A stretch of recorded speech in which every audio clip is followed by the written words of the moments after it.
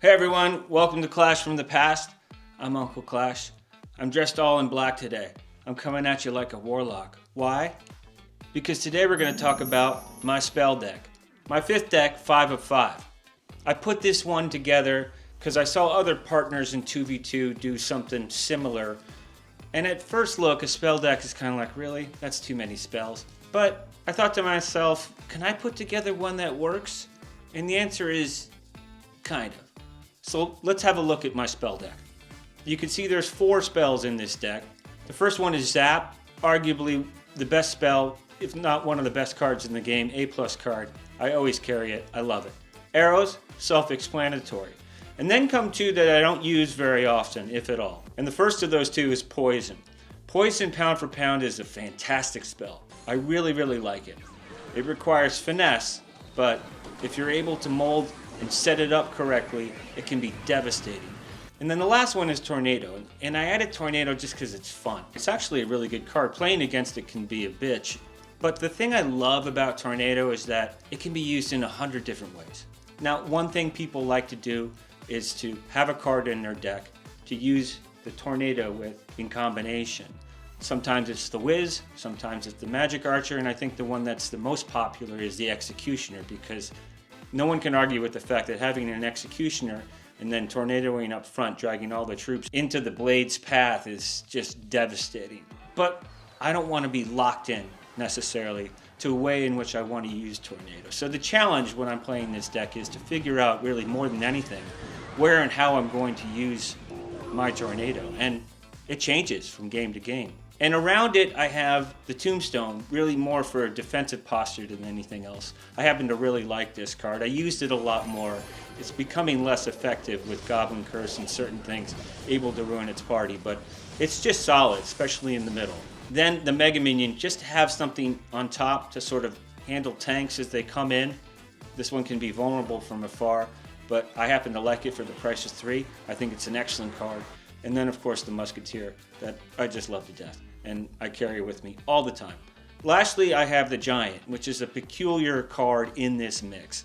One, I love the Giant, and I did swap in the Knight at one point to see if I got better results, and I didn't.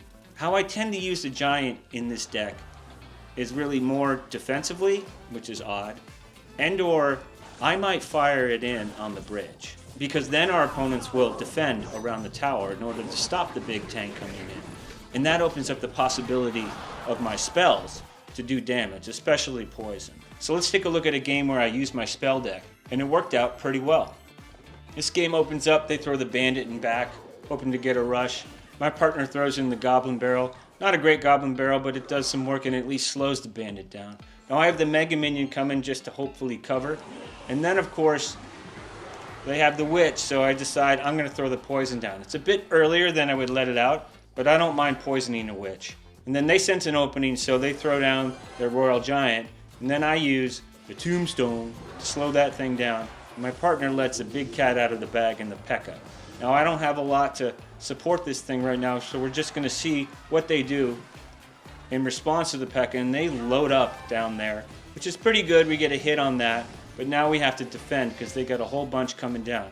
And my best bet right there is I don't have the Tombstone, so I decide to sacrifice my Giant, using it in a defensive way and allowing my partner and me to reload as we go after that Magic Archer. Look at that thing. Oh, I can't stand that card.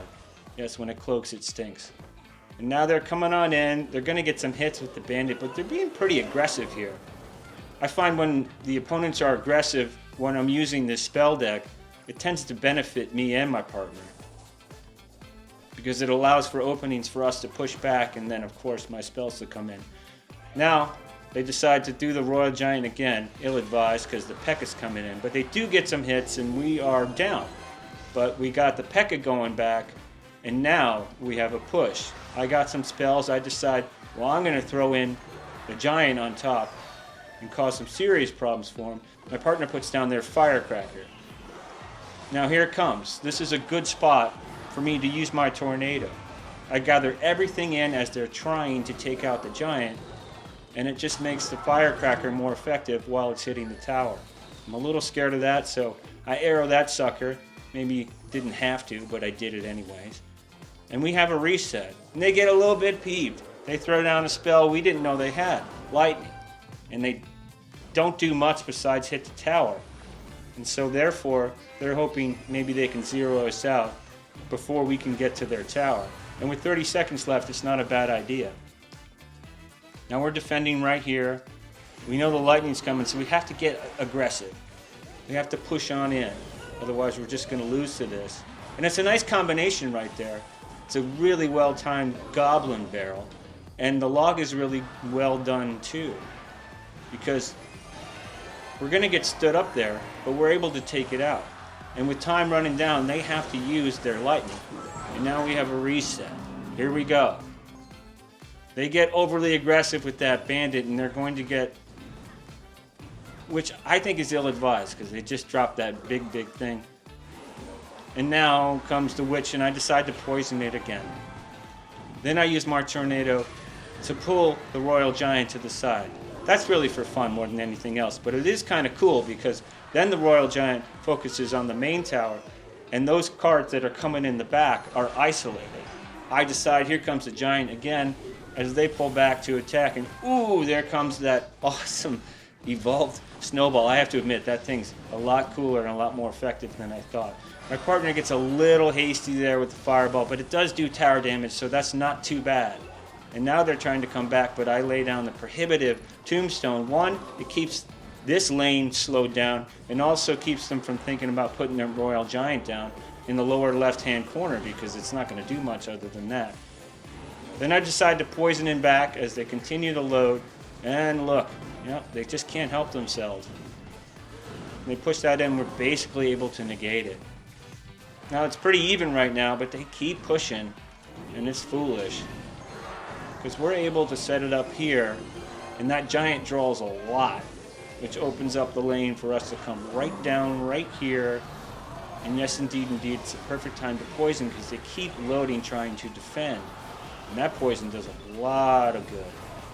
And the fireball comes down too, clears it out. We have an Inferno tower. They're just trying to defend. So let's push. And I agree. Another well-timed goblin barrel right there. That's the one they didn't see coming. And then, of course, the magic snowball, the log, and we're able to get through.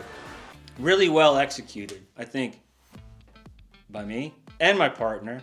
And like I said, I fall flat on my face with this deck sometimes. I find a partner who sort of looks at it initially and goes, forget this.